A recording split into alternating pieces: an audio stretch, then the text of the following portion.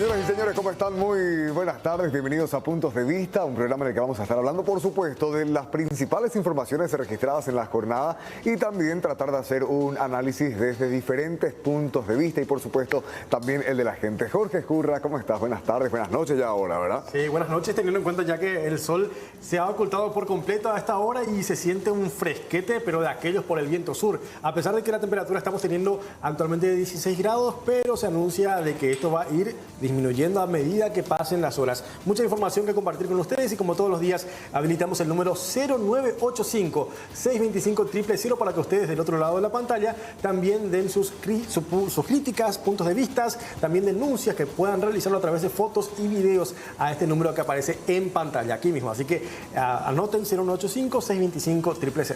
Julio Caballero, ¿cómo le va, señor? Buenas noches. Hola Mariano, ¿cómo le va mi querido amigo? Un abrazo fuerte para Jorge. Jorge Escurra está bien abrigado hoy, de hecho se siente preparado. Está un poco exagerado en realidad. Es un poco exagerado, sí. Como si fuera que estamos bajo cero, ¿verdad? Para afuera está pero bien, está bien. para afuera está bien. Yo comparto porque también soy bastante friolento. Bueno, muchas novedades en el ámbito deportivo que vamos a ir repasando. Por supuesto, lo de la albirroja Puinandí se destaca plenamente campeón de la Copa América por primera vez, destronando justamente al otro finalista, al conjunto brasileño. Buena noticia en Roland Garros. Hoy ganaron Martín Vergara y Adolfo Daniel Vallejo. Vamos a ir repasando muchas informaciones en el ámbito deportivo, como ya decía mi querido Mariano. Bueno, señor, vamos a comenzar a informar. Y el tema fuga en Tacumbú, un caso que definitivamente dio muchísimo que hablar en las últimas horas, por lo jocoso que resulta, ¿verdad?, la manera en que se escapó esta persona, por lo, ¿cómo decirlo?, por lo frágil, finalmente, de ese sistema de seguridad había sido, ¿verdad?, ahí en la cárcel de Tacumbú. Y hay novedades respecto a este caso. Ahí estamos viendo a Gordito Lindo, de su alias, ¿verdad? Gordito Lindo. Gordito Lindo. Gordito Lindo. El alias de la persona. Hasta regalo compró. Vestido de mujer. Vestido de mujer, compró un regalo ahí del interior del penal y así salía. Este ya el momento de la detención. Y lo último de lo último respecto a este caso es que tenemos que hablar de las detenciones. Por ejemplo, el suboficial Fabio Rolón Figueredo, que fue acusado de cómplice en la fuga de César Ortiz, alias Gordito Lindo, quien finalmente había sido recapturado apenas 2 cuadras luego de salir de la Penitenciaría Nacional de Tacumbú. El policía cuenta ya, escuchen esto, con antecedentes por narcotráfico.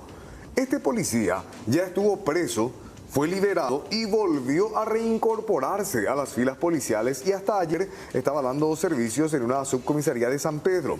De acuerdo a la información brindada por el comisario principal Ignacio Muñoz, que es el jefe de investigaciones, es él quien decía justamente que el suboficial Rolón estuvo unos 6 años preso en el penal y actualmente estaba prestando servicios en esta subcomisaría. Él estuvo en el penal de Tacumbú justamente por un hecho de narcotráfico y tras ser liberado se había reincorporado.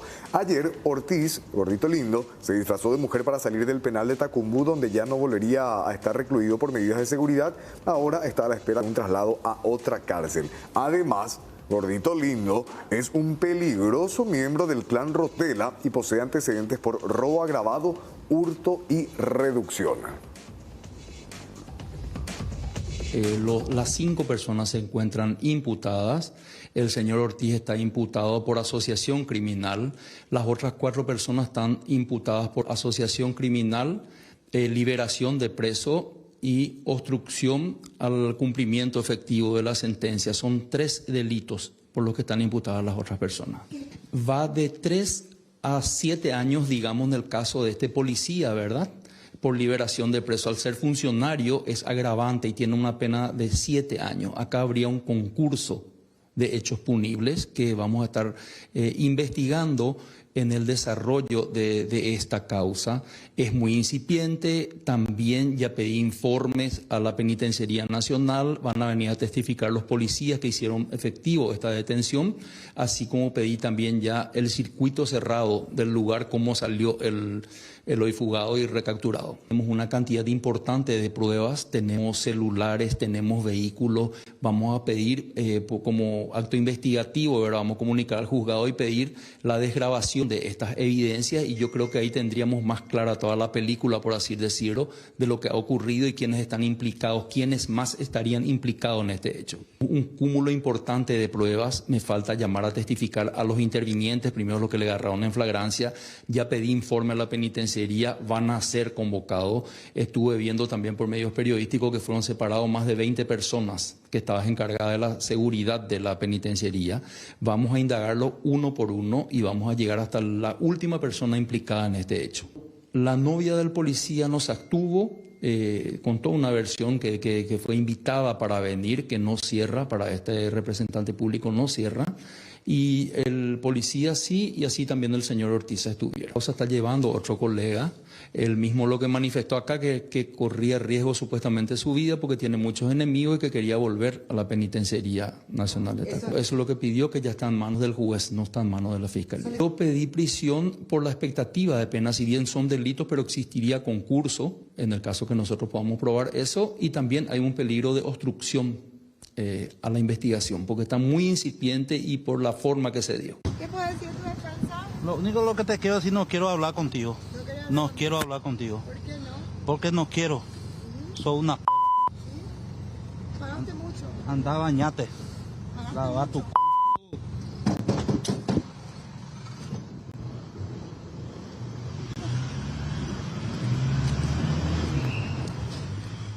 Y cambiamos de tema y hablamos acerca del cronograma de actividades en torno a las elecciones, tanto internas y luego generales. Y es que el Tribunal Superior de Justicia Electoral rememoró a los partidos políticos que tienen hasta el próximo 27 de junio a las 19 horas para poder anotar sus alianzas políticas.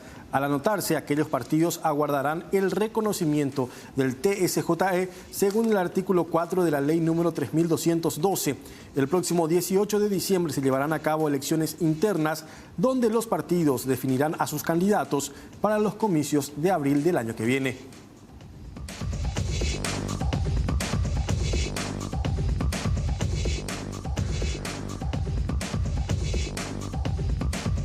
Bueno, tenemos informaciones deportivas también para compartir con ustedes y buena actuación de los paraguayos en Roland Garros, en el Abierto de Francia. En este caso una jornada agridulce, ¿verdad? Porque en el segundo día de competencia de los paraguayos en Roland Garros Junior, categoría Junior, a primera hora Martín Vergara, quien participa por primera vez en el Grand Slam de polvo ladrillo, quedó eliminado en la segunda ronda del singles después de perder contra el lituano Edas Budvilas por 6-2, 3-6 y 6-4 en el Court 11 del estadio de Roland Garros. Posteriormente, en el Court 10 del recinto parisino, Vergara disputó el dobles junto a Adolfo Daniel Vallejo, quien, dicho sea de paso, el día de ayer superó a Paul Inchauspe por 6-2, 6-7 y 6-1. La dupla guaraní hoy, compuesta por Vergara y Vallejo respectivamente, midió al dúo Alexander Bloks, rumano, y Yaroslav Demin, ruso, y en 47 minutos triunfó la dupla paraguaya por 6-1 y 6-2 para acceder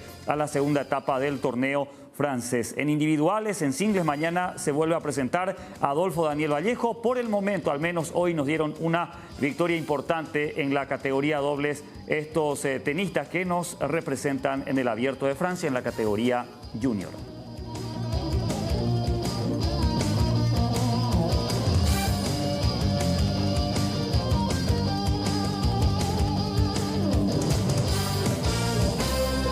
Muy bien, no olviden que pueden comunicarse con nosotros. Vamos a hablar de la situación de las cárceles. ¿Qué es lo que está pasando? Además, ¿verdad?, de este último episodio, también queremos abordar otros aspectos que guardan relación con las penitenciarías en nuestro país. Está aquí con nosotros Daniel Benítez Romero. Enseguida va a estar aquí con nosotros, sentado, charlando, y por supuesto vamos a estar haciendo un poco las consultas sobre qué es lo que pasa en las cárceles. Exactamente, y bueno, qué proyectos se tiene también para, por lo menos, ver en los próximos años cómo mejoramos la situación penitenciaria a nivel país. En instante nada más con el viceministro de justamente que ya está con nosotros en estudio. En instantes, recuerden 085-625-000 para que envíen sus mensajes, sus comentarios y preguntas en esta programación. El tema dominante es seguridad, ¿verdad? Claro, después de lo de ayer. claro, la seguridad, quiénes son los que están trabajando dentro de las cárceles, qué es lo que pasa con los agentes penitenciarios, Millones de todo lo que tiene preguntas. que ver con las políticas que se implementan dentro. Hay demasiado para saber, para conocer, para cuestionar seguramente, así que el Y la viceministro... gente de seguro del otro lado también tiene una buena cantidad de interrogantes, ¿no? Así que al viceministro le vamos a dar un poco de agua, ¿verdad? Para que pueda prepararse para enfrentar esta situación. Cortecito breve, venimos enseguida.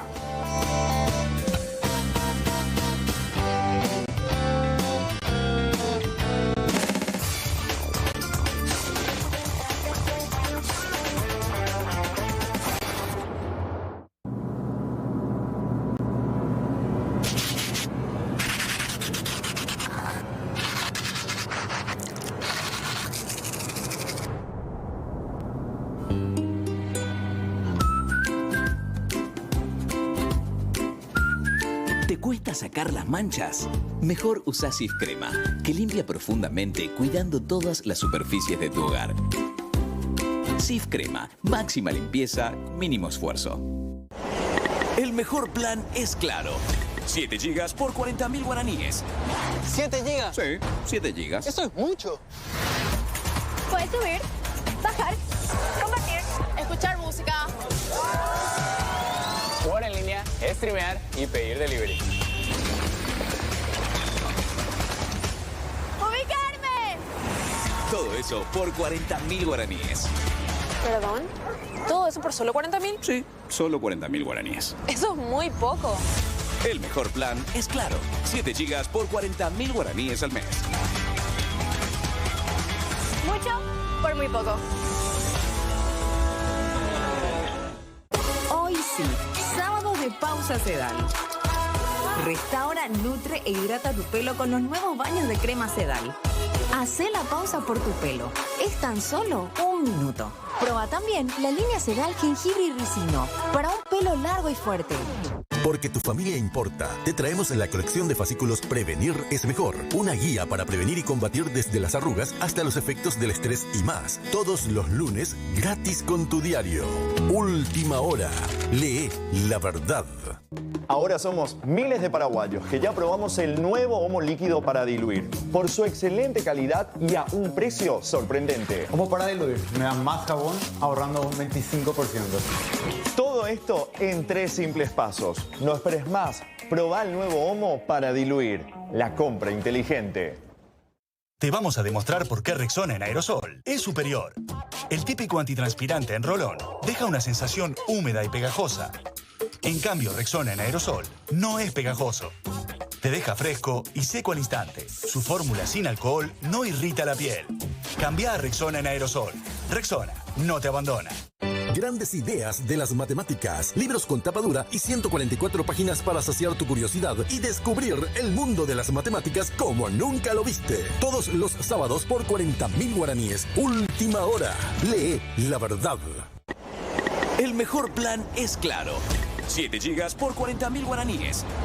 ¿7 gigas? Sí, 7 gigas. Eso es mucho. Puedes subir, bajar, compartir, escuchar música. Jugar en línea, streamear y pedir delivery. ¡Ubicarme! Todo eso por 40.000 guaraníes. ¿Perdón? ¿Todo eso por solo 40.000? Sí, solo 40.000 guaraníes. Eso es muy poco. El mejor plan es Claro. 7 gigas por 40.000 guaraníes al mes. Mucho por muy poco.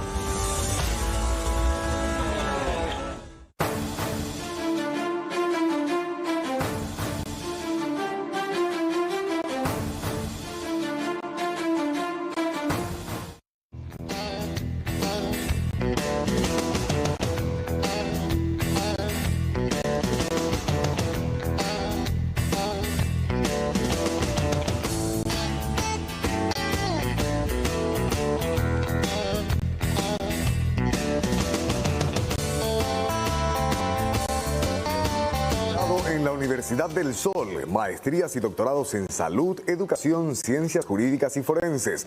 Llámanos al 021-371-371 o al WhatsApp 0972-180-064. Quinta casi 14 de mayo en Barrio Obrero. Universidad del Sol, hacer realidad tus sueños.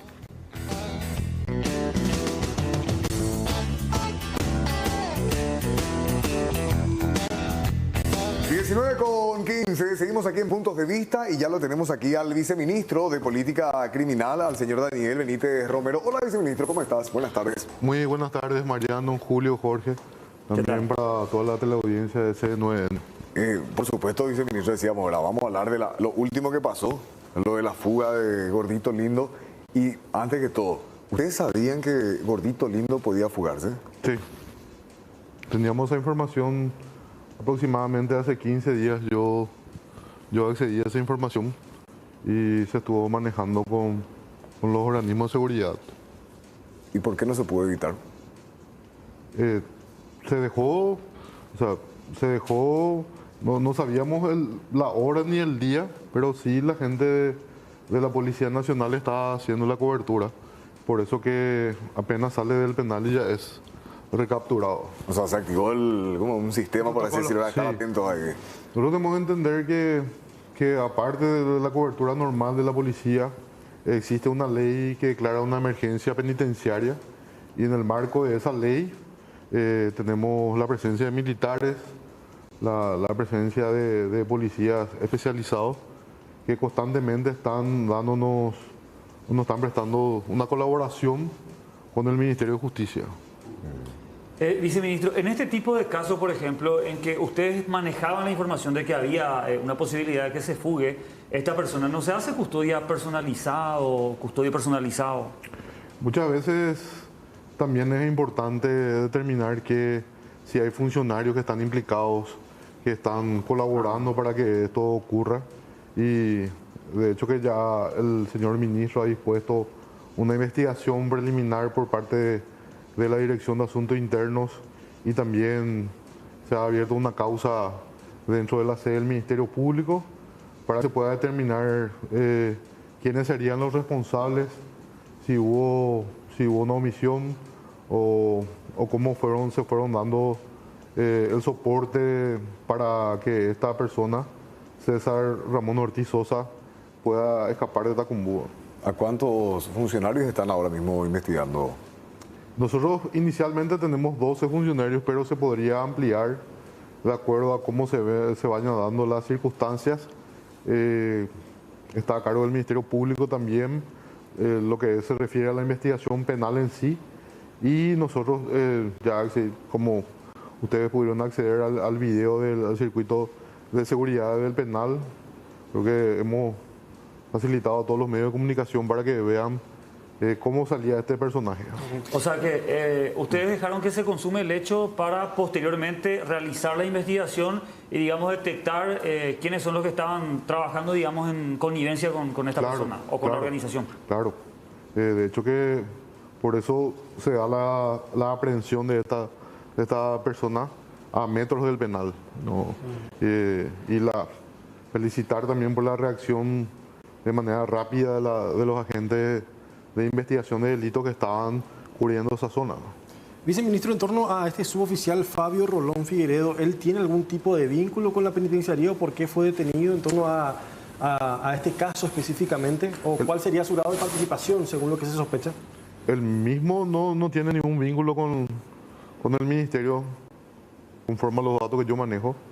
¿Qué participación o qué implicancia dentro de esta liberación de presos tiene va a poder determinar el Ministerio Público? Estuvo preso este policía, viceministro. Llegó ya luego a estar preso anteriormente, según lo que tenemos de datos, digo. Sí. Llegó a estar preso, procesado, entiendo que por cuestiones ligadas incluso al tráfico de drogas, a la violación a la ley de drogas, y luego, una vez que obtiene su libertad, es reincorporado a las filas policiales, ¿verdad? Sí. Una cuestión así muy particular, digo, de este personal policial. Viceministro, y para ubicarnos un poco, porque el circuito cerrado podemos ver, se lo ve a Gordito Lindo, como explicaba, saliendo ahí de Tacumbú, la entrada principal de la penitenciaría de Asunción, sale con unos regalos, compró antes adentro, ¿verdad? Esas bolsas parece que son termos. No puedo determinar qué tenía adentro, ¿verdad? Pero sale así, como se observó en las imágenes, normalmente como si fuera que una persona común y corriente. De hecho que estamos ya verificando dónde él estuvo la noche anterior, en qué lugar durmió. Incluso hay también información de que las pelucas y las uñas postizas fueron ingresando paulatinamente para personas LGTB que están ahí dentro del penal. Y toda esa información nosotros vamos a aportar también al Ministerio Público para que se pueda llegar a saber qué fue lo que pasó ahí, quiénes son los responsables, e ir también limpiando el sistema, ya sea de los funcionarios mismos que continuamente incurren en este tipo de hechos, porque son las personas encargadas de velar, ya sea por la integridad física de las personas privadas de libertad, y también que se encuentren cumpliendo la condena, si es que lo tuvieran, o que estén a disposición del juzgado si son prevenidos. Me llama demasiado la atención lo que dijiste, ministro, que, o sea, el tema de la peluca, porque tenía peluca, ¿cómo se dice? La pestaña postiza, tenía uñas. Estaba maquillado y todo, ¿verdad? Sí, maquillado. Sí. O sea, esto pudo haber ido ingresado, o sea, fue ingresando poco a poco. Se suele dar el ingreso de este tipo de artículos, digo, para las personas trans ahí. Y ocurrió un hecho particular que tuvimos accediendo a esa información, que semana antes algunos travestis, o LGTB, perdón, fueron rapados, ¿verdad?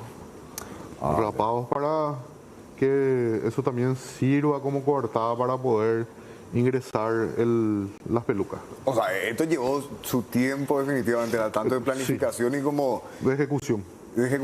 Y respecto al interior, ¿verdad? Viceministro de la Penitenciaría de Tacumbú, Gordito Lindo, persona privada de libertad, está en un calabozo, comparte con otras personas, o era uno de esos que, no sé, considerado muy peligroso y lo tenían así más cerca de la guardia, en una de las salas nomás. ¿Cómo se manejaba internamente él? No, él estaba en un pabellón donde él tenía su celda. Por eso te digo, Mariano, que ahora se va a determinar si él estuvo un día antes dentro de su celda o si ya estuvo en otro lugar, que una vez que estamos manejando también. Y esta persona está dentro del esquema de organización de esta facción criminal entre los tres personajes más peligrosos de esta facción. Del clan Rotela. El primer anillo del clan Rotela. Y esa noche, si es que él no estaba en su celda, eso ya se tenía que haber alertado, ya se tenía que haber activado ahí un... Claro. Cada funcionario dentro de las penitenciarías tiene bien distribuido, de hecho que tienen ellos un manual de función que le compete a cada uno, y eso se va a cotejar, se va a ir colectando todos los elementos para que posteriormente el Ministerio Público, si encuentra indicios de convicción para formular el inicio de una investigación penal, van a ser bastante importantes. ¿Y dónde pudo haber estado esa noche previa o ese día precedente, digamos? Y podría haber estado cerca de lo que se llama Portón 2 o la parte de la baldocería. Pero es distante a su celda ese lugar. Es distante, es distante. O sea, evidentemente que tuvo que haber tenido algún tipo de cobertura, acompañamiento. Sí. Y eso vamos a determinar. Y es importante también dar el mensaje de que el ministro de Justicia, el doctor Olmedo, va a ser implacable con este tipo de funcionarios. La persona que haya tenido participación en este hecho y sea, por darte un ejemplo, sea contratada, se va a proceder a su descontratación, ¿verdad? Porque es una causal. Y en el caso de que la persona sea una persona, un funcionario de carrera y sea nombrada, se le va a proceder al sumario y se va a solicitar también las sanciones que corresponden, ¿verdad?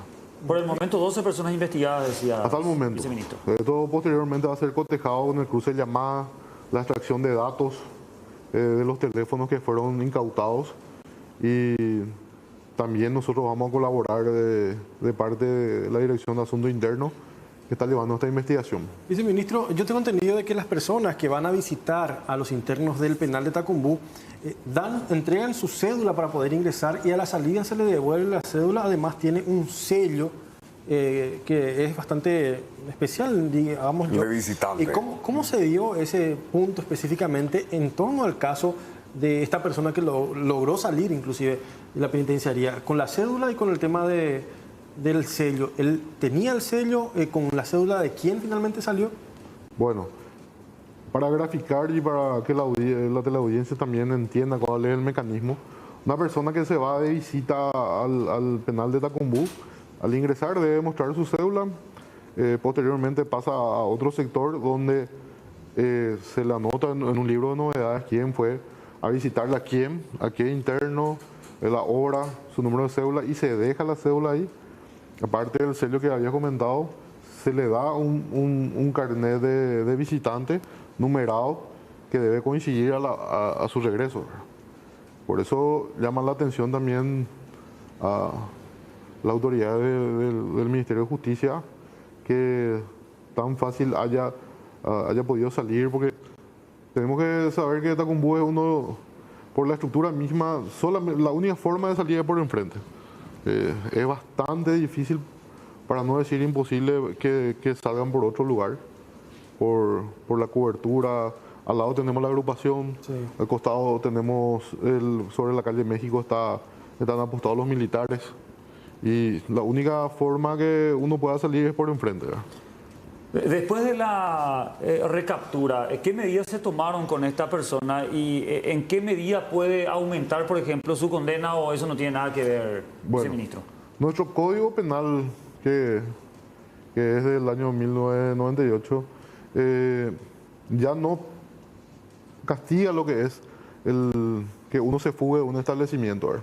Sí castiga la liberación de presos y el motín y otros, pero en el anterior Código Penal se castigaba eso y la doctrina sostiene que no es responsabilidad del reo, o sea, no se le puede culpar porque uno se fugue, siendo que es responsabilidad de las autoridades, ¿verdad? Entonces por eso fue la fundamentación al momento de sacar ese tipo penal, ¿verdad? ¿Y ahora reforzaron la seguridad? Se está reforzada la seguridad. Tuvimos ayer algunos inconvenientes porque pedían que vuelva él a Tacumbú, pero él ya está a cargo de la Policía Nacional. Seguramente va a irse a la agrupación especializada, otro penal mayor seguridad, porque teniendo en cuenta el grado de peligrosidad del mismo. Había una amenaza inclusive de amotinamiento por parte de los integrantes del clan Rotera, tenemos entendido. Hubo una manifestación ahí de parte de los adherentes del clan y eso hizo que nosotros también nos acerquemos y nos constituyamos en el penal, ¿verdad? Para poder... Ellos pedían que retorne nuevamente a Tacumbú esta persona. Sí. ¿Y por qué? Y porque es parte importante dentro de la facción criminal de Clan Rotela. ¿Y eso qué le importa a una persona privada de libertad? No, ellos tienen sus adherentes, su organización dentro, ¿verdad? Pero ¿qué incidencia tiene eso? O sea, ellos operan allí, hacen algún tipo de trabajo, tienen contacto. Que el tipo esté adentro, me toca más comida, no saben. No, por la importancia dentro de la organización o de la facción criminal, ¿verdad? Que él sea trasladado a otro penal debilita también al clan, ¿verdad? Ok. Viceministro, por ahí se dijo también que corrió dinero para esta fuga. Creo que hablan de un monto importante que pudo haber corrido supuestamente para cubrir justamente esa ruta de escape de Tacumbú. ¿Qué saben ustedes? Personalmente no me consta, pero tampoco podemos descartar, ¿verdad? ¿Cuántos funcionarios por lo menos tuvieron que haber? O sea, ya mencionaste los 12 investigadores, sí. Pero cuando estaba explicando acá, Jorge, que uno tiene que, o sea, para llegar luego tenés 2 o 3 guardiacárceles ahí en la reja, ¿verdad? Sí. La reja ahí principal. Después de entrar tenés otro funcionario ahí que es el que te anota, después tenés otro funcionario que es el que te entrega el carnet de visitante, después hay otro que te tiene que abrir el portón para ir ya hacia la parte de las visitas justamente. O sea, es un trayecto interesante que tiene que hacer. Sí, no, y lo que nosotros, o sea, la hipótesis que manejamos es que él, que como se vistió de mujer, salió por el lado de revisión de mujeres. Claro, porque un lado es para varones, Para otro lado varones y el otro para para mujeres. mujeres. Y hay entonces también funcionarias investigadas. Hay funcionarias investigadas, así mismo.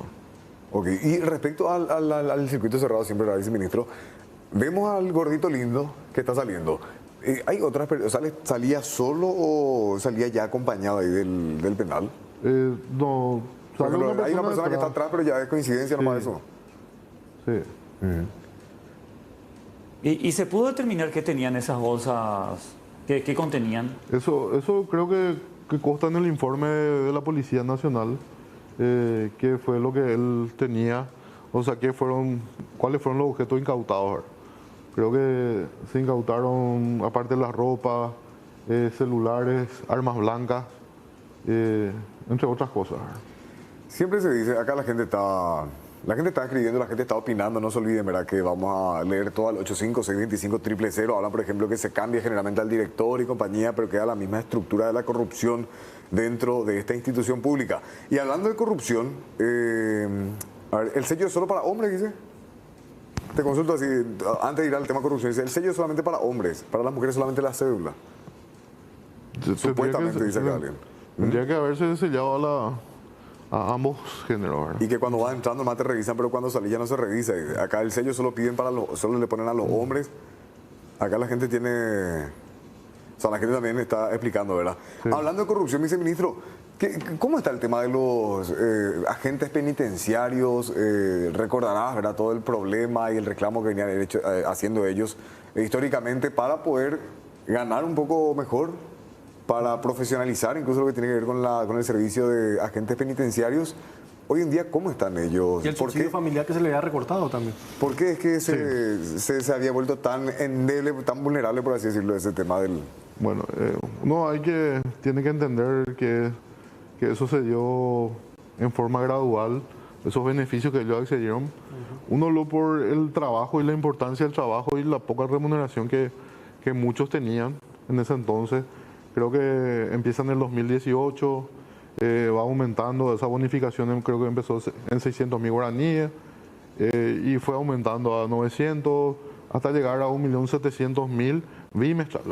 Cada 2 meses ellos cobran o cobraban hasta el año pasado, y en la ley que aprueba el presupuesto general de gasto de la nación existe una prohibición de que el ministerio solamente puede pagarle a aquellas personas que realizan guardia 24 horas por 48, le dicen. 24 horas trabajan, 48 horas descansan.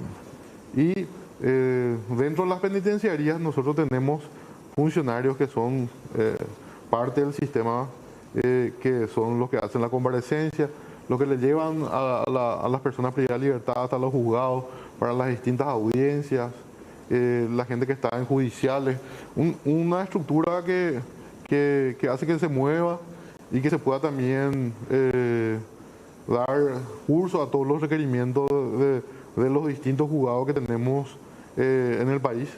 Y eso con esta nueva ley del presupuesto se había tocado y no nos permite a nosotros pagar esa bonificación que está presupuestada.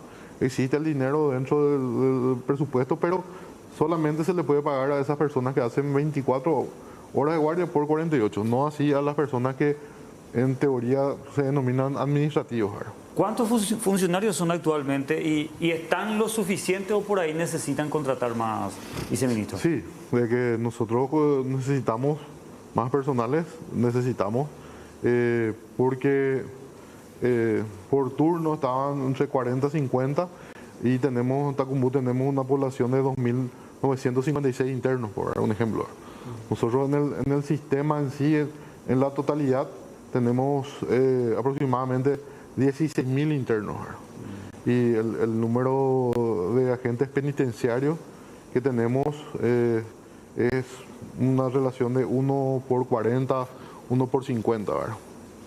Aproximadamente. Hablando del hacinamiento justamente de las cárceles que tenemos en nuestro país, se había hablado de que se iban a construir nuevas penitenciarías. Esto se está dando finalmente. ¿Y qué va a pasar con Tacumbú? Porque incluso en un momento dado se había hablado de la posibilidad de mover o por lo menos trasladar a los internos de Tacumbú a otra cárcel para que esto deje de ser penitenciaría, teniendo en cuenta la ubicación urbana, o sea, la parte urbana que está ahora actualmente, ¿verdad? Bueno, dentro del gobierno del presidente Mario Audo se van a inaugurar tres penitenciarías que albergarían un total de aproximadamente un poco más de 4.000 internos en las tres, donde serían exclusivamente para personas condenadas. Entonces, nosotros actualmente nuestro déficit es de 6.000 internos y con eso llegaríamos a los 4.000 para descongestionar un poco las distintas penitenciarías de las 18 que tenemos, ir descongestionando, y la que está más próxima a inaugurarse es una que está en Emboscada. Dos tenemos en Emboscada que están en construcción y una en Mingaguazú. Ya en un 85-90% de ejecución de las obras. Eso también requiere el equipamiento porque es un sistema totalmente diferente a lo que hoy se da en los distintos penales. Ya no, la persona privada de libertad no va a estar ociosamente las 24 horas, sino que ahí se prevé distintas actividades. Tiene que estudiar, tiene que realizar actividades laborales, tiene que haber distintos programas para que el mismo pueda reinsertarse posteriormente al momento de cumplir su condena.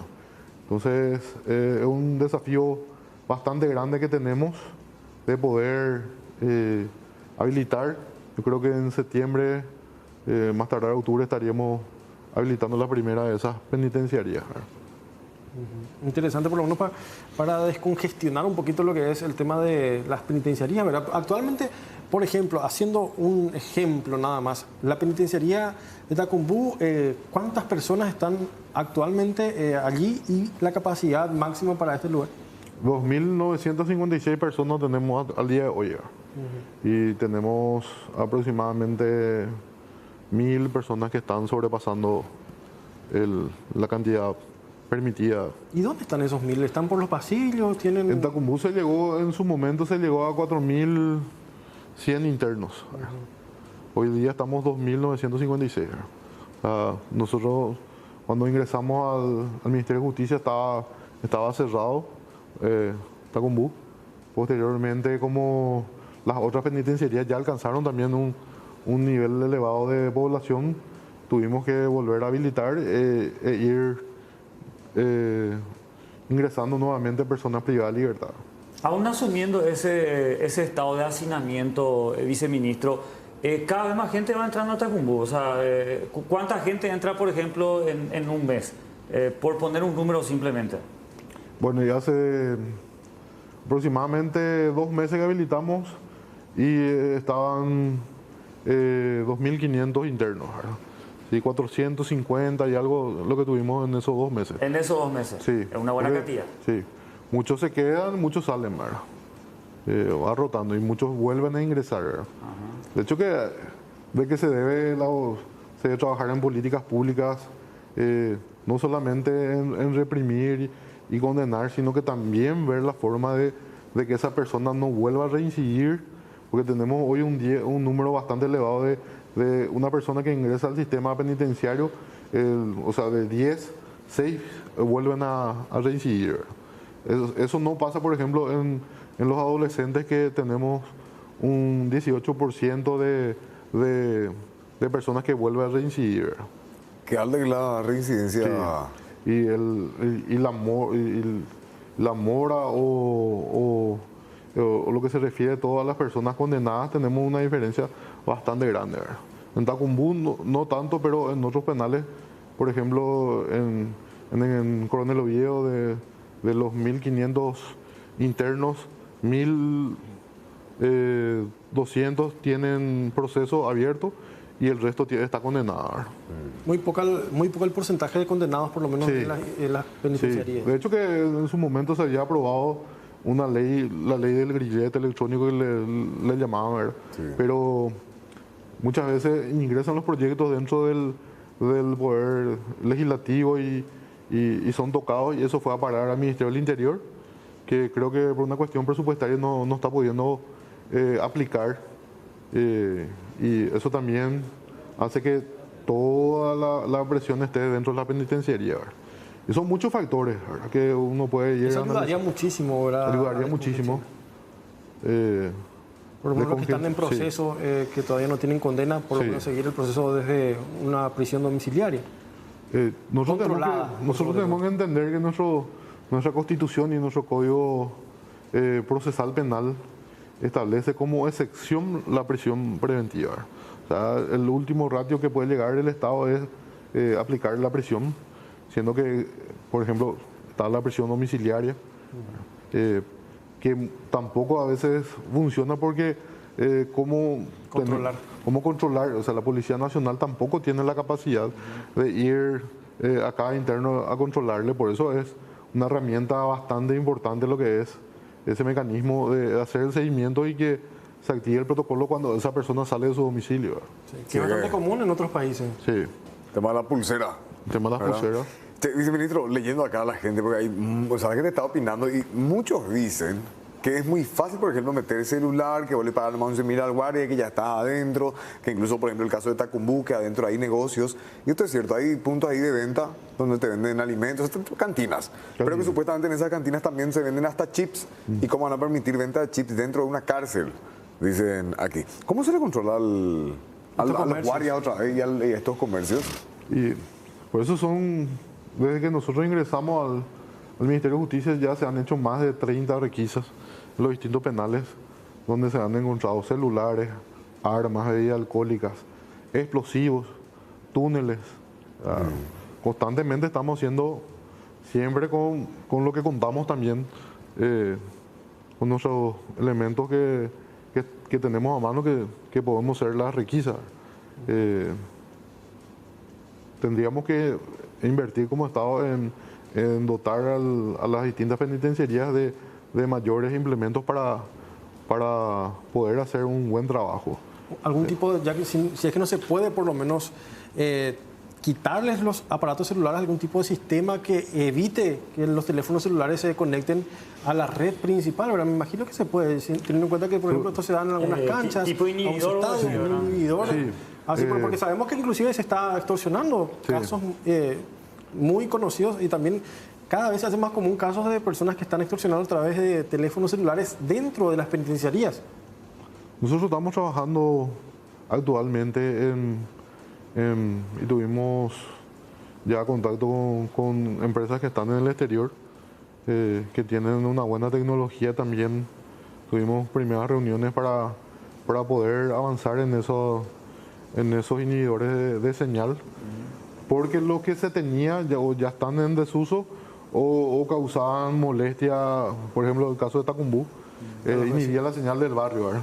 Entonces la gente también ahí se manifestaba, expresaba su reclamo, y hoy en día la tecnología ha avanzado mucho y por seguridad tampoco le puedo comentar muchos datos de cómo funciona eso, pero se mejoraría bastante lo que es el tema de las extorsiones y el control mismo de esas llamadas.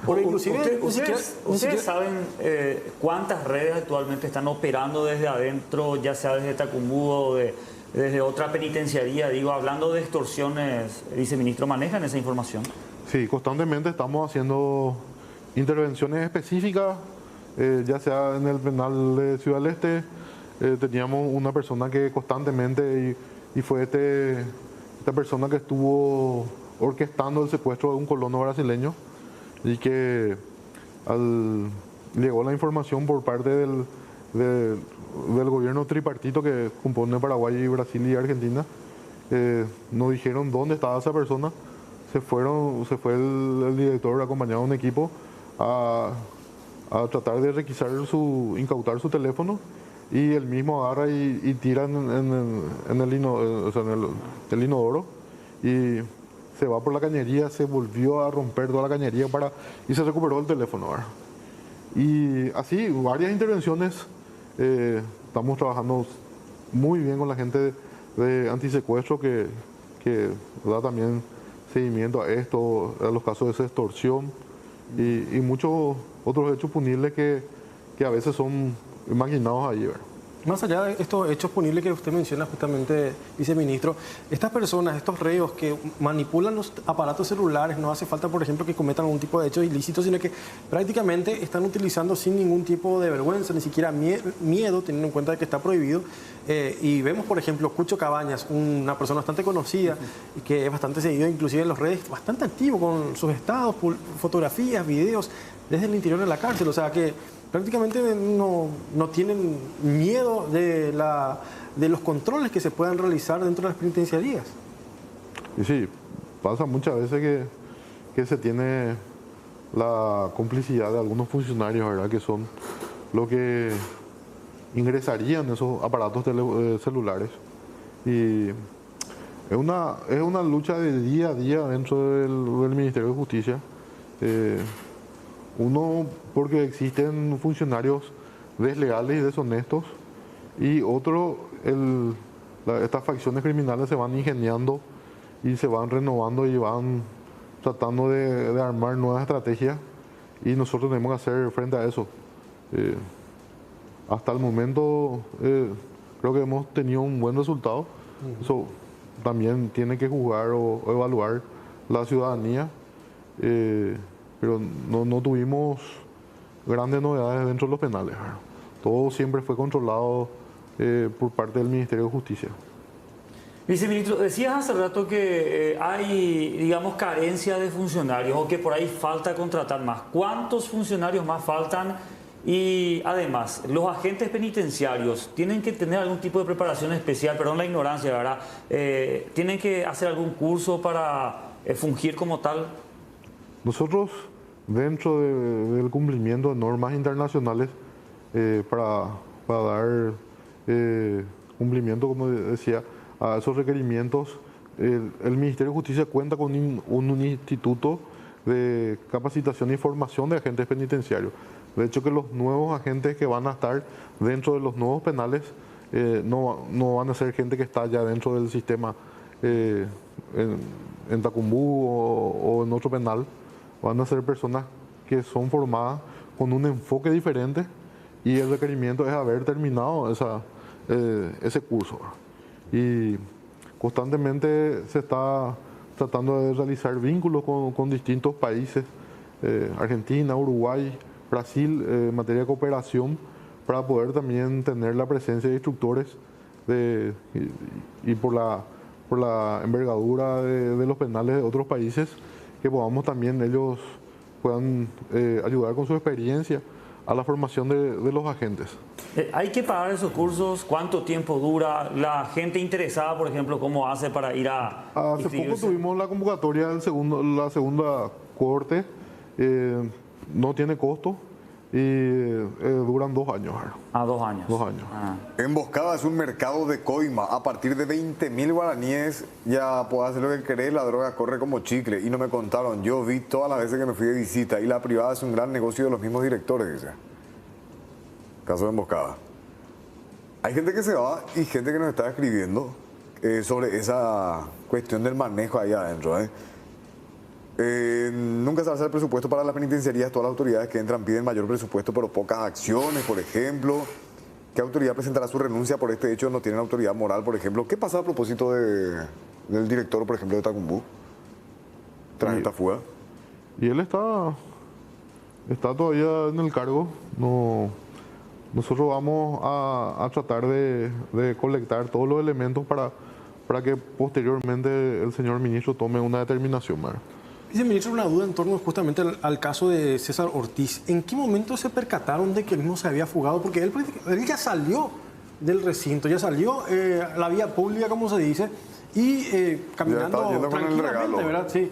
¿En qué momento se percatan o hay algún aviso por parte de los internos o qué fue lo que pasó para que se activara ese protocolo y se pueda lograr nuevamente detener a esta persona?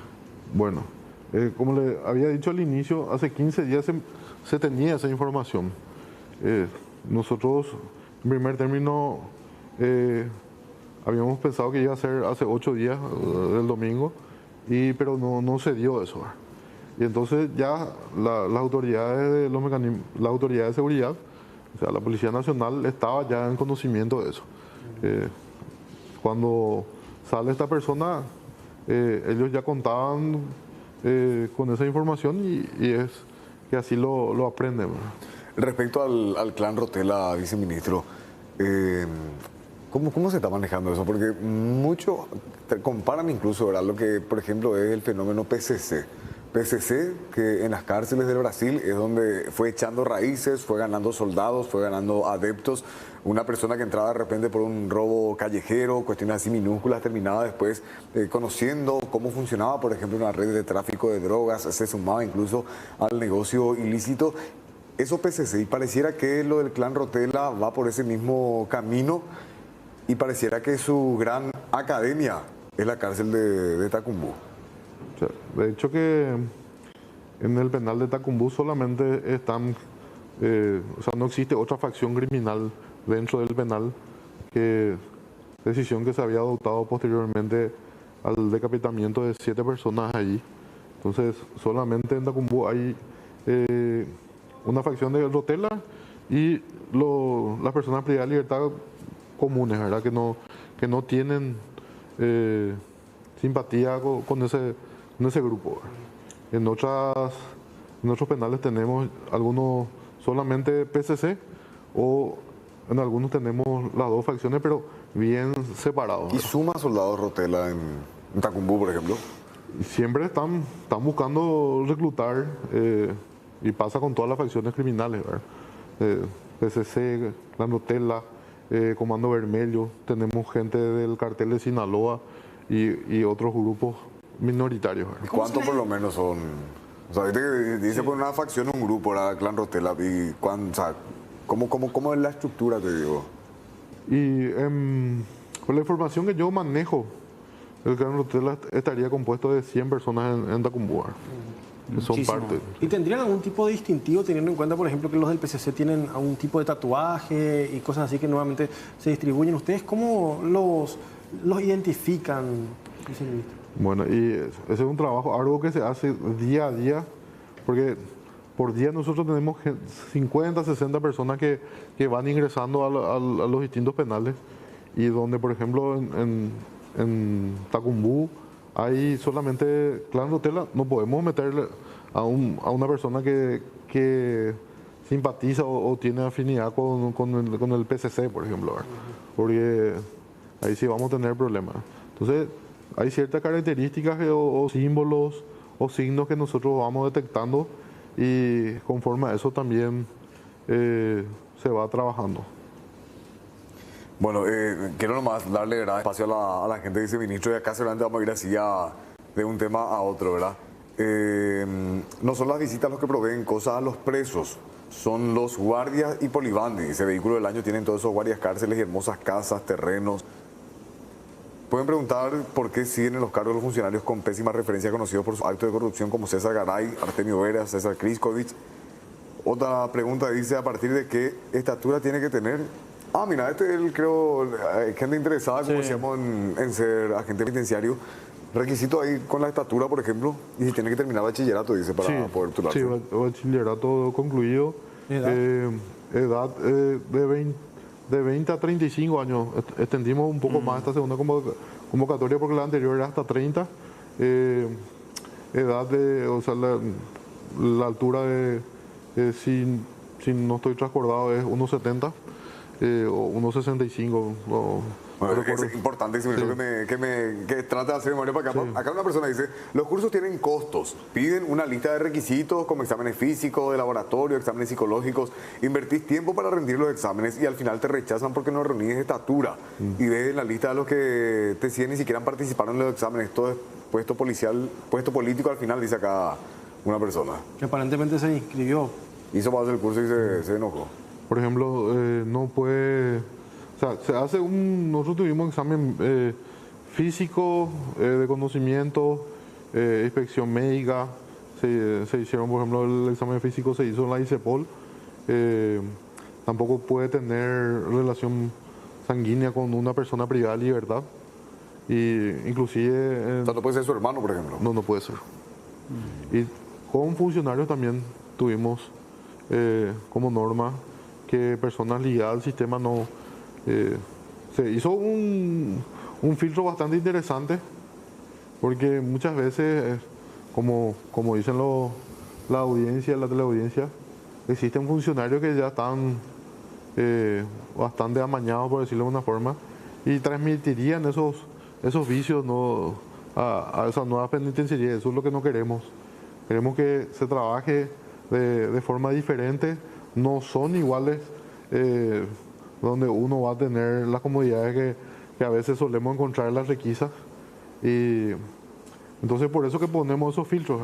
Oye, hasta viceministro, una serie fue la que se había hecho esta persona que recorre cárceles. Sí. En el de Netflix, las cárceles más inseguras del mundo. Algo más peligroso va a ser, ¿verdad? Sí, algo así. Y habían dicho, acá nos recuerda un televidente, que Tacumbú es una de las cárceles más peligrosas donde la única solución es echarla abajo y reconstruirla de cero.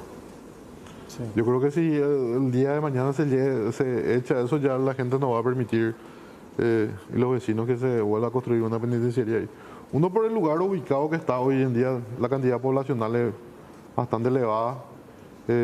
Siempre se estila llevar a lugares más despoblados, por ejemplo, Emboscada o Coronel Oviedo no están muy cerca del casco urbano, están más... Coronel Oviedo, por ejemplo, estaba detrás mismo de la gobernación, que se había subsanado, se había llevado hasta un lugar ya más rural. Y esto no va a pasar con Tacumbú definitivamente por el momento. Yo creo que cuando pongamos en funcionamiento estas penitenciarías se podría dar eso.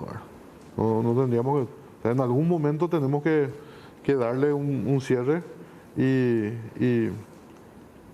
ir poblando esas nuevas penitenciarías. ¿En algún momento debería cerrarse Tacumbú? Sí, yo creo que sí. Sí. Ojalá no tengamos cárceles, ¿verdad? Porque nadie quiere tener cárceles, porque si tenemos cárceles porque hay delincuencia y porque hay inseguridad. Yo creo que tampoco es la solución que nosotros estemos construyendo cárceles y más cárceles, ¿verdad? Claro.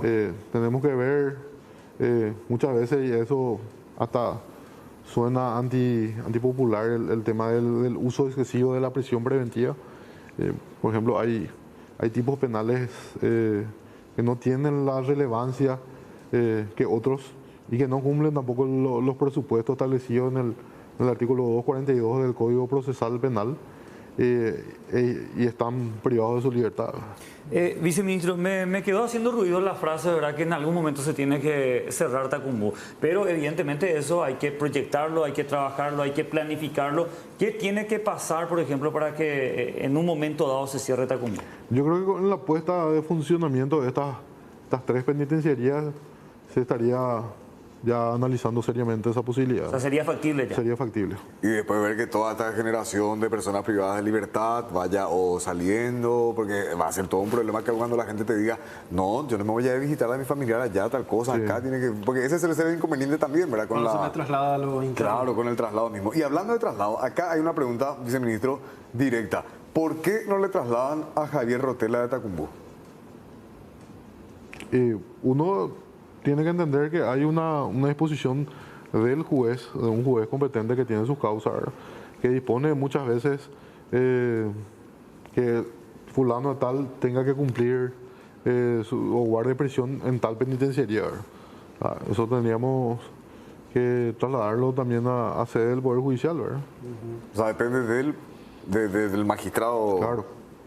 Porque también habían dicho por ahí que, y ustedes lo han escuchado, ¿verdad?, que no se le puede tocar a Rotella, que él, si bien está, ¿verdad?, privado de libertad, que por una cuestión de paz en general, que no lo querían sacar, no lo querían mover, porque de hecho cuando se llega a hablar, por ejemplo, de que llegó a pasar que iban a o podrían trasladar a Rotella, y hubo una revuelta ahí, todos se alteraron dentro de Tacumbo, Hubo ¿verdad? un amotinamiento que justamente ahora nuevamente ellos estaban amenazando con esto y con evitar, o sea, con el objetivo de evitar esto, no sé qué va a pasar, ¿verdad? Con el caso, por ejemplo, de César Ortiz, ¿verdad? Porque obviamente que ellos al estar organizados existe la posibilidad de que ellos se amotinen en cualquier momento y es el miedo, obviamente, de todas las autoridades, me imagino, ¿verdad, viceministro? De hecho que el día de ayer hubo manifestaciones de algunos, pero también es mayoritaria la población que está conforme con que este personaje sea trasladado a otra penitenciaría porque es una persona peligrosa y quitarle de ahí es también una medida bastante acertada, seguramente que va a ser analizada por el órgano jurisdiccional. Bueno, vamos a ver qué pasa en los próximos meses también y también con este proyecto, obviamente, de algún día cerrar Tacumbú, y es que así se da la situación, ¿verdad? Y bueno, creo que ya estamos... Sí, estamos. Acá, envíanos acá un video, por ejemplo, de... ¿Cómo es eso? De TikTok y compañía, ¿verdad? Sí. Donde se ve a una persona... Yo no sé más si esto es dentro de la... Según dice, dentro de la cárcel. ¿Vos no ubicas algún...? No parece. Es medio raro, pero me da con TikTok y después también que se mete, por ejemplo, alcohol. Alcohol no se puede meter ni como... No. Encomienda, no sé cómo se dice. No. Y bueno, lastimosamente son situaciones que se dan, ¿verdad? Cualquier también denuncia que la ciudadanía tenga, nosotros vamos a estar recibiendo a través de ustedes y le vamos a dar el seguimiento que corresponde. Siempre estamos recibiendo denuncias y algunas... ¿Y dónde puede recurrir la gente directamente para contactar con ustedes? Por ejemplo, si tienen fotos, videos, pruebas que puedan justamente mostrar lo que ellos están denunciando. Podríamos dejar a cargo de ustedes, yo le voy a dar mi número en privado para que posteriormente me pasen por una cuestión también de seguridad. Claro. Porque tenemos que tener en cuenta que estos grupos criminales están en todos lados y siempre tenemos que tratar de cuidarnos. Una curiosidad simplemente, viceministro. ¿Esas cantinas que operan en las penitenciarías depende de las instituciones mismas o no? No. Esas cantinas fueron habilitadas en su momento ya hace un tiempo bastante importante, donde la persona privada de libertad vendía su comida o alimentos como ser verduras, frutas, y eso se mantuvo en un tiempo, ¿verdad? Hasta esa parte. Y no se cambió eso, digo, por las denuncias que hay de que entre los productos se mimetizan de repente el tema de las drogas y compañía y logran comercializar adentro. Nosotros tenemos un sistema de control donde esa mercadería que va a ingresar para producir esos alimentos tienen que pasar por un lugar determinado, se controla eso y para que posteriormente puedan ingresar, ¿verdad? ¿Y ellos pagan algún tipo de canon para poder operar dentro de las penitenciarías? No se le cobra ningún... Así como las personas que están elaborando los termos, la artesanía, o sea, son distintas actividades que ellos llevan adelante, ¿verdad? ¿La cantina de adentro no vende alcohol? Que yo sepa, no. No debería, No tendría que. por lo menos, ¿verdad? No Acá debería. dicen que la cantina adentro vende, dice. Bueno, viceministro Daniel Benítez, te agradecemos mucho por el tiempo, por poder conversar un poco sobre este tema que es tan complejo, es algo demasiado grande, que tiene sus luces y sus muchas sombras, ¿verdad? Muchísimas o sea, el tema de la construcción de las nuevas cárceles, por ejemplo, y que está avanzando, eso creo que es una noticia positiva que se puede mencionar. Y lo que tiene que ver con Rotella, me preguntaron acá, ¿cuántos años tiene de condena él? Él tiene creo que tiene varias causas y varias causas pendientes, ¿verdad?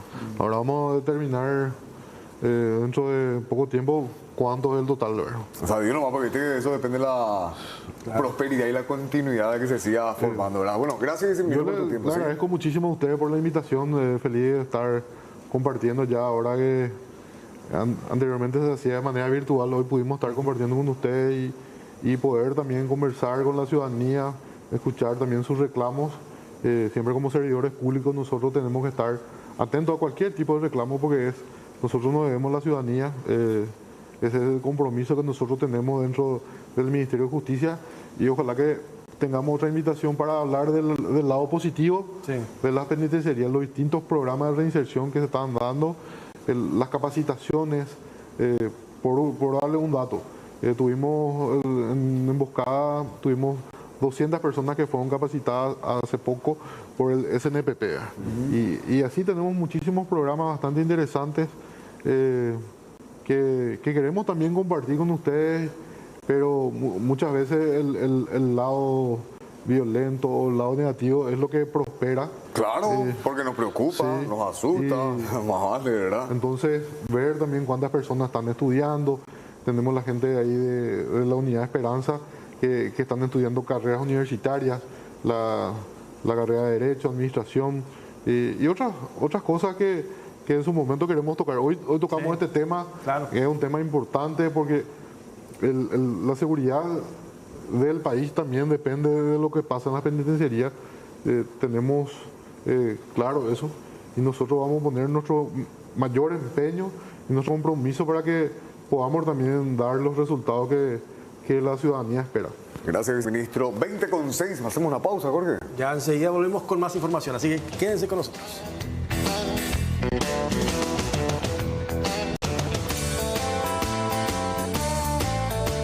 Bueno, 20:09, 14 grados la temperatura, continuamos en Puntos de Vista aquí por C9N. Nos vamos al ámbito deportivo porque hay novedades. La Confederación Sudamericana de Fútbol oficializó los días, los horarios de los partidos de octavos de final de la Copa Conmebol Libertadores. Atención, Cerro Porteño, partido de ida el día 29 de junio, 18-15 horas en la nueva olla monumental, seguramente el partido de ida en Asunción. Y la vuelta el 6 de julio, 19-15 horas de Brasil, 18-15 de Paraguay, en Sao Paulo, Cerro Porteño, Palmeiras. ¿Qué es lo que nos interesa? Pasamos a la siguiente placa. Todos los horarios ya están confirmados, pero en cuanto a equipos paraguayos también nos interesa evidentemente lo de Libertad. Atlético Paranaense Libertad, partido de ida el 28, Cerro Porteño el 29, Libertad el 28 de junio, 20-30 horas de Paraguay, primero en Curitiba, primero en tierras brasileñas, el compromiso de ida y la revancha, la vuelta el 5 de julio, a las 20-30 horas de nuestro país en el Estadio Defensores del Chaco. Entonces, Atlético Paranaense Libertad, repito, partido de ida 28 de junio y partido de vuelta el 5 de julio.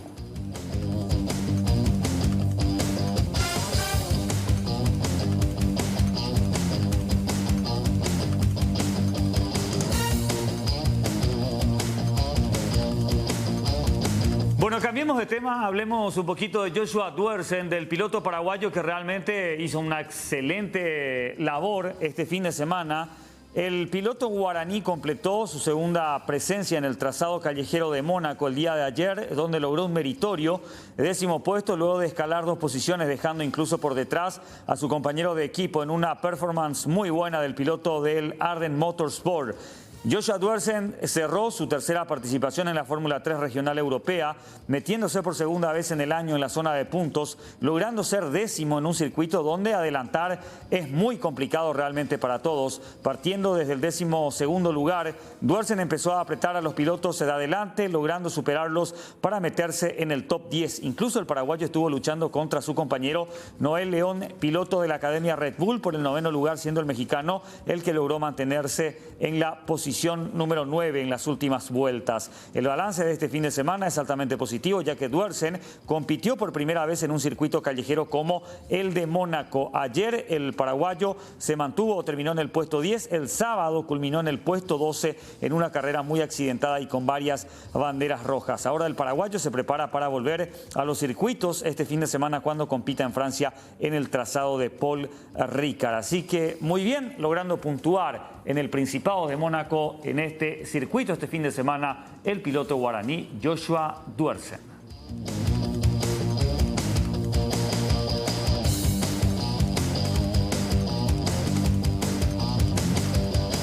Muy Muy bien, y atención porque estamos por supuesto muy pendientes de toda la actividad en materia electoral y también la preparación por parte de la ciudadanía para poder participar en los comicios próximos. Tenés tiempo hasta el 31 de mayo para inscribirte o actualizar tus datos en el registro cívico permanente, es lo que recuerdan desde el Tribunal Superior de Justicia Electoral.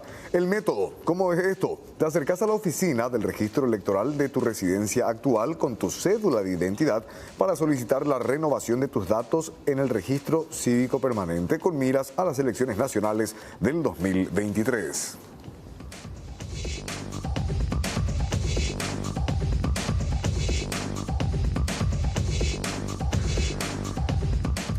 Y presten mucha atención a la siguiente información porque guarda relación con la seguridad de aquellas personas que investigan casos bastante delicados y que tienen que ver con el crimen organizado.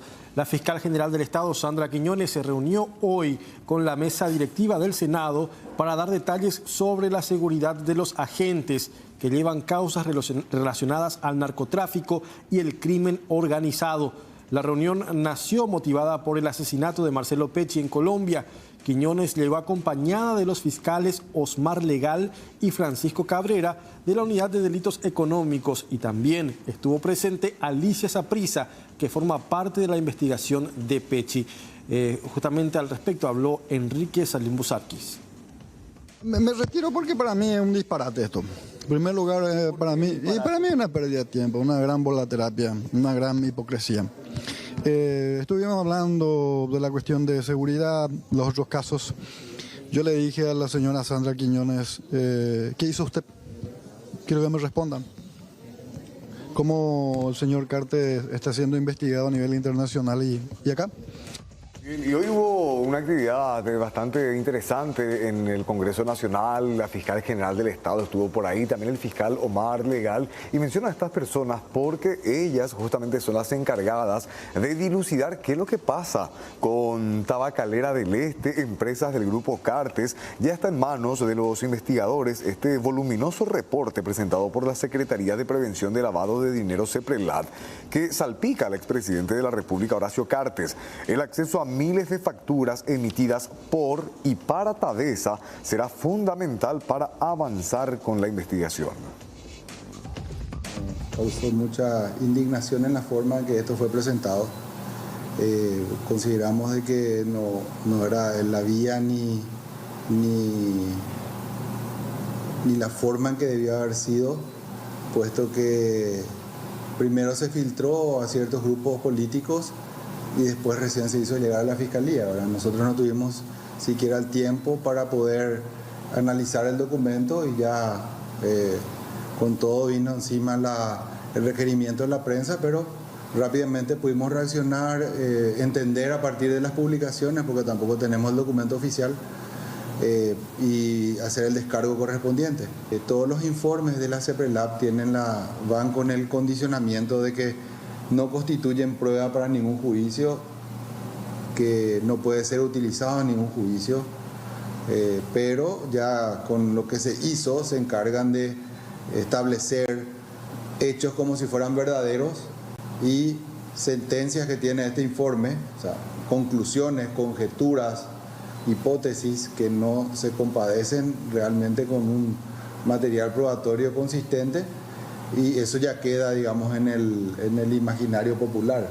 La verdad que los montos no pudimos siquiera corroborar si son reales o no, puesto que ni siquiera tenemos el documento para hacer un contraste con la documentación.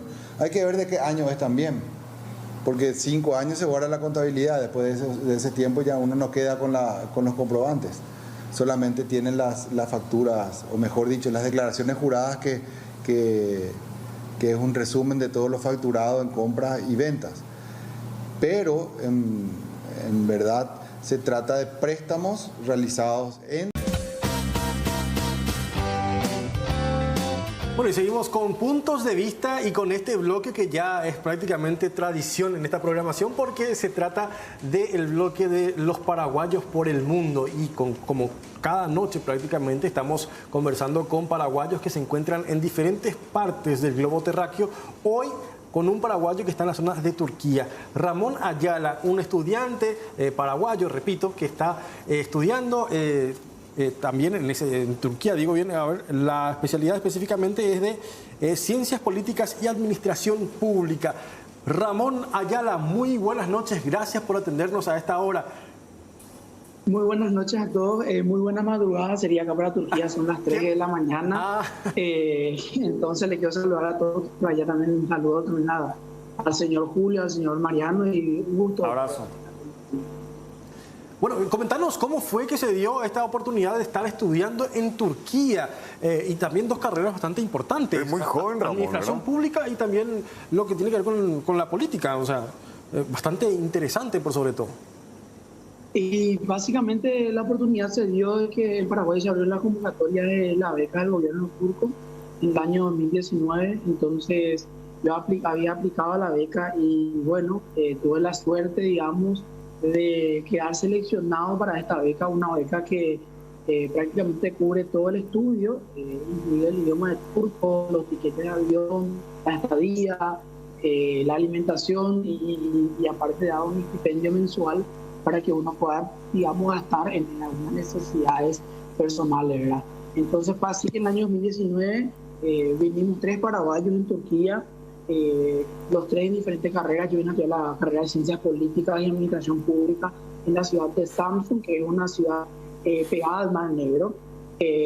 Entonces prácticamente van a ser casi 3 años que estoy acá en Turquía estudiando la carrera de Ciencias Políticas y Administración Pública en la Universidad Undokumayi, que sería Universidad 19 de Mayo, la traducción en español. ¿De qué parte de Paraguay sos, Ramón? Yo nací en Asunción, pero crecí mayor parte vivía en Luque, así que soy luqueño de corazón, como se dice. Eso. Entonces, como Mariano, ¿verdad? Claro. Creo que también es luqueño. Sí, exactamente. Sí, así es. Sí, y contame un poco más, Ramón, cómo son tus días. Bueno, ahora la plena madrugada, pero lo vemos bien puesto. Yo quiero destacar eso. Ramón Ayala se tomó el tiempo, está ahí con la camisa. No me da que tener un short que Ramón ahí. Un cafecito de por medio, seguramente, ¿verdad? Famoso.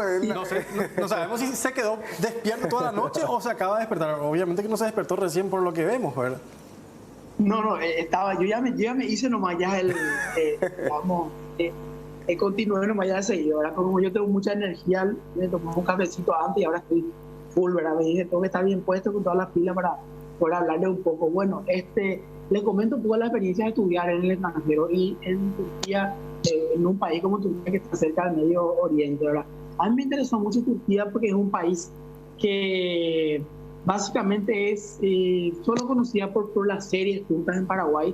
Es un país que en los últimos años tuvo, digamos, mucho crecimiento en cuanto a lo que es relación con Latinoamérica en general, y aparte eso es un país que en los últimos tiempos también juega un papel importante a nivel político en el área mundial, ¿verdad? O sea, digamos, a nivel mundial. Entonces esas cosas que me llamaron la atención y bueno, decidí venir acá a estudiar, vine a estudiar acá a Turquía.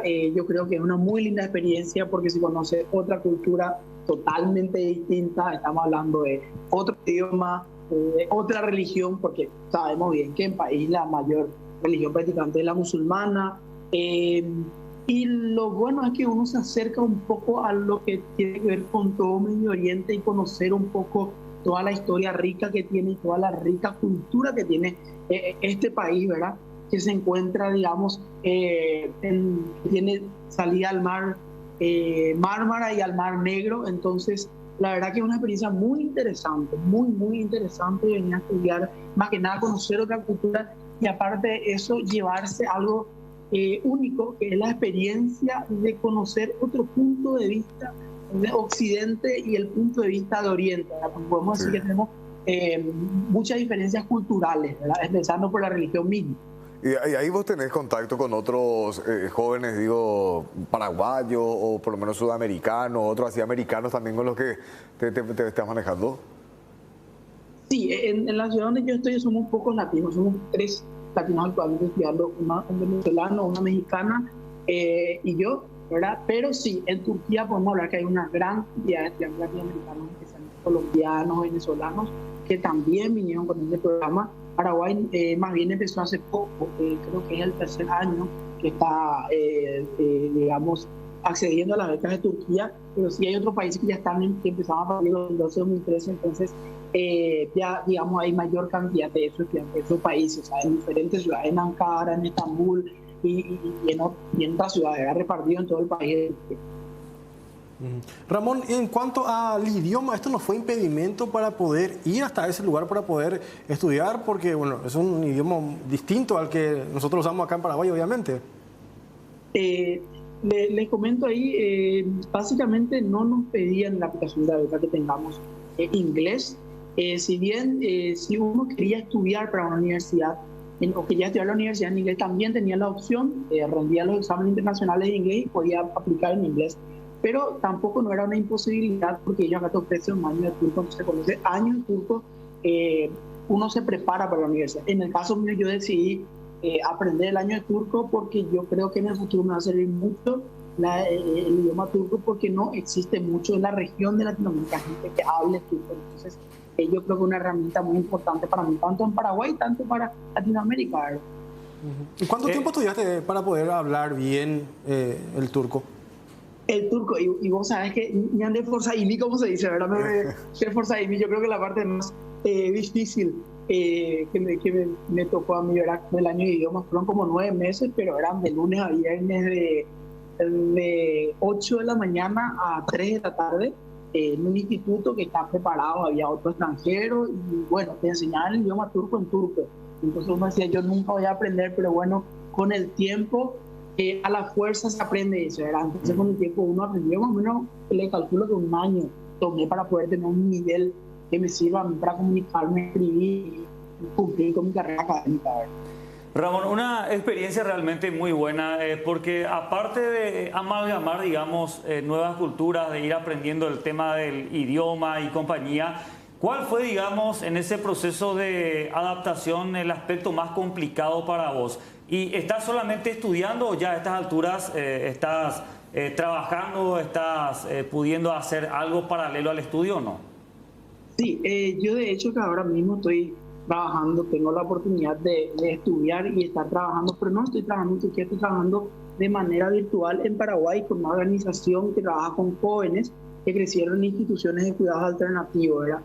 Cabe mencionar también que yo fui uno de los jóvenes que crecí en cuidados alternativos, entonces siempre estuve muy interesado en esos temas. Yo crecí en las aldeas infantiles SOS y bueno, después de salir de la aldea también se me salió la oportunidad de trabajar en un proyecto que inicialmente fue voluntario, pero que luego, digamos, cuando se formalizó, ellos me dijeron que quería darme un salario, y así firmamos un contrato y trabajamos con jóvenes que hicieron instituciones de cuidados alternativos, o sea, en hogares, ayudándole para la vida independiente, dándole un soporte, un apoyo a todos estos chicos también, ¿verdad? Y bueno, es un tema que a mí, obviamente, porque también fui un joven que creció en instituciones de cuidado alternativo, me toca mucho y me interesó mucho. Y gracias a eso, digamos, a Dios tengo la oportunidad de trabajar también en ese tema que me gusta a mí, estando de estudiar y estudiando también a la vez. Ramón, una pregunta. ¿Por qué Ciencias Políticas y Administración Pública? ¿Qué te impulsó a estudiar esta carrera? Y yo desde muy joven estuve muy metido en los espacios de participación de derechos de niñez y adolescencia. El lugar donde yo estaba, las aldeas infantiles SOS, que es donde yo estaba, promovía mucho la participación de jóvenes y a través de eso me tocó formar parte de diferentes espacios de derechos de niñez y adolescencia. A partir de ahí me llamó la atención el tema de la política y también tenía el medio del arte, porque también estudiaba teatro y un poco de todo lo que tiene que ver con cine y cosas así. Pero después dije que con el camino, ya terminando el colegio, allí decidí, ¿verdad? Como decimos nosotros, en qué es lo que voy a estudiar. Dije ciencia política porque en algún momento de la vida quiero formarme y aportar algo a la sociedad, porque es lo que estamos necesitando mucho en Paraguay hoy. Gente que no tenga ninguna bandera política de ningún partido político o que tenga una bandera de buscar el bien para la gente, para la sociedad, ¿verdad? Porque es Paraguay lo que está necesitando eso. Entonces yo dije, me gustaría en algún momento poder, a través de la política, ya sea trabajando en alguna organización no gubernamental, o por qué no, trabajando como político, por lo menos como concejal de una ciudad, ¿verdad? Tratar de aportar a nuestra sociedad, porque lo que necesitamos es gente joven, preparada, que aporta a nuestra sociedad pero sin ninguna bandera política entre las peleas de bancada, de tener esto, de intereses, sino que tener gente nueva, gente fresca, porque es lo que está necesitando urgentemente en nuestro país, es lo que se pide a gritos en nuestro país. Es por eso que cada día, lastimosamente, los partidos políticos están perdiendo mucha credibilidad. La gente dice, él otra vez ya, entonces yo creo que tengo la esperanza, ¿verdad?, de que en un tiempo cercano, yo, como hay otros jóvenes también como yo que están formando, esto va a cambiar, ¿verdad? Entonces, yo estoy construyendo ese proceso ahora ya, para que yo el día de mañana también pueda, ya sea desde alguna organización no gubernamental o desde alguna organización del Estado, tratar de dar mi granito de arena y poder aportar a nuestra sociedad que tanto necesita, tanto en educación, en oportunidades para jóvenes, porque eso es lo que pide el paraguayo. El paraguayo no te pide dinero, el paraguayo te pide oportunidades. Y solamente la gente que pasamos por ese proceso, la gente que conocemos la calle un poco, sabemos esa necesidad, ¿verdad?, de darle al paraguayo la oportunidad.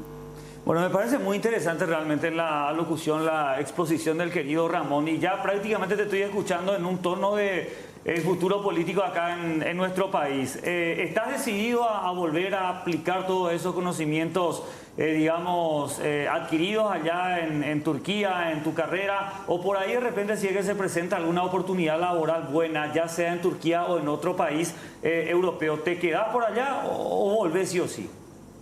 Yo tengo esta visión, una visión muy personal. A mí me gustaría volver a Paraguay. Tal vez tengo un plan tachado, ¿verdad?, pero tal vez no se dé ese plan y tenga que volver un poco más adelante por una cuestión económica, porque necesite trabajar y necesite, digamos, tener un buen dinero. Pues yo quiero volver a Paraguay porque Paraguay necesita gente formada.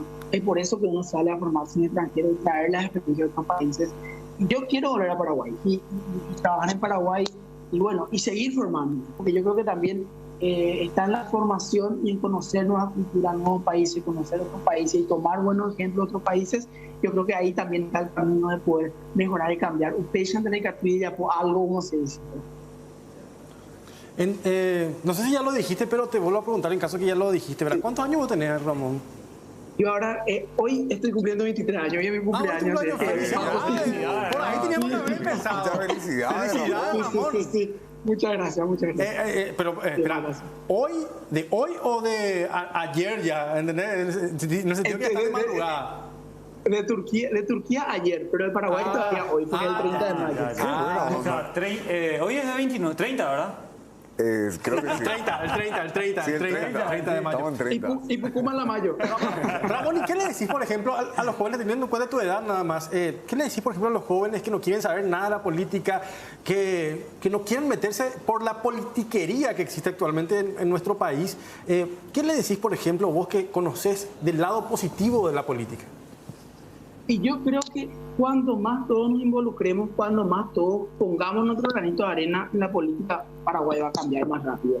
Y la gente cree que es política ir a candidatarse o ir a meterse en un partido político. No, la política también es participar como ciudadano, es aportar desde el lugar donde uno está para que el país cambie.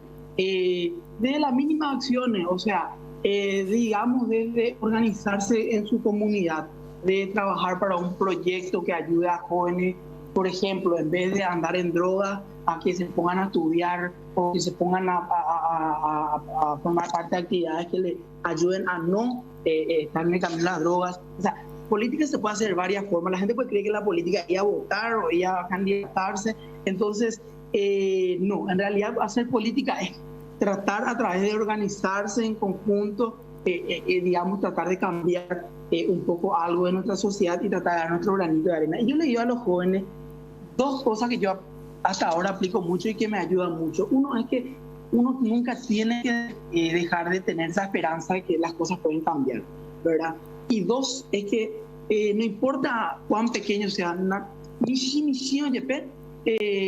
o vale. O sea, no importa cuán pequeño sea, lo que se haga es muy valioso. Si hoy te toca, si hoy le puede ayudar a alguien que si sabe inglés y le puede ayudar a alguien a enseñar inglés gratuito o le puede dar un servicio a tu comunidad, eso es un gran aporte, ¿verdad? Entonces, yo digo, como digo, hacer política no solamente es hacer política de partido, sino que también aportar su granito de arena de uno Y involucrarse en la política, cuando uno tiene que ir a votar, vayan a votar, vayan a votar porque ahí es donde uno da la voz.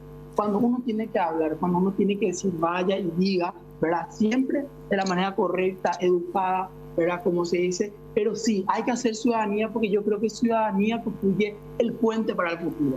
Siempre yo digo eso, ¿verdad?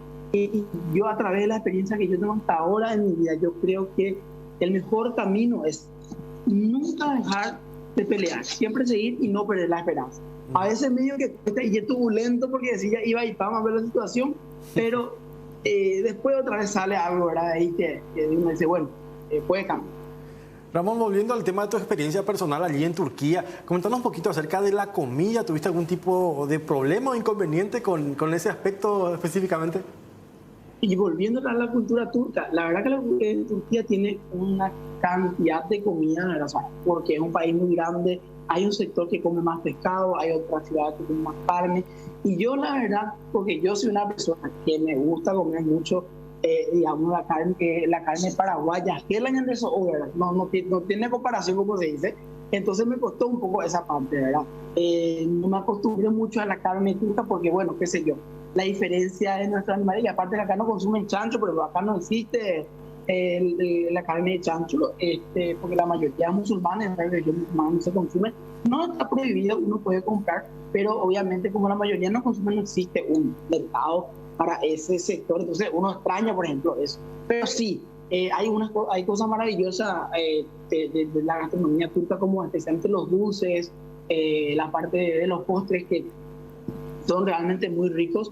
Y algo que la gente tiene que conocer de Turquía, algo que uno no va a olvidar de Turquía, es el trato de la gente, cómo se trata a la gente, la calidad que tiene la gente y lo rico que es en turismo el país. El país tiene por todos lados para ver, o sea, cada ciudad tiene algo muy especial, algo muy lindo que darnos. Entonces, yo siempre digo que Turquía es como una pequeña joya ahí entre Asia y Europa, porque hay que recordar que Turquía tiene una parte de Europa y una parte de Asia que uno tiene que descubrir, ¿verdad?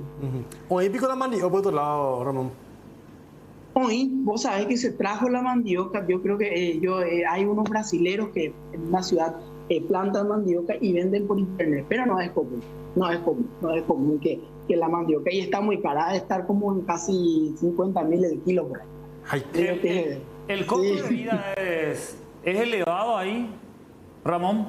El costo de vida, podemos decir que sí. A diferencia de Paraguay, el costo de vida es muy elevado por los impuestos y por digamos, ahora Turquía está pasando una crisis económica, una inflación muy importante que seguramente ya habrán escuchado. Entonces sí, el costo de vida es muy elevado por una cuestión de impuestos, pero obviamente así también, a diferencia de países que estamos en desarrollo, los servicios tanto para los estudiantes, de transporte, de dormitorio, también son de alta calidad. Los hospitales también están muy desarrollados. Yo creo que Turquía, si no estoy errado, está entre uno de los mejores sistemas de salud también a nivel mundial. Entonces tienen sus pros y sus contras, ¿verdad? Como todo país.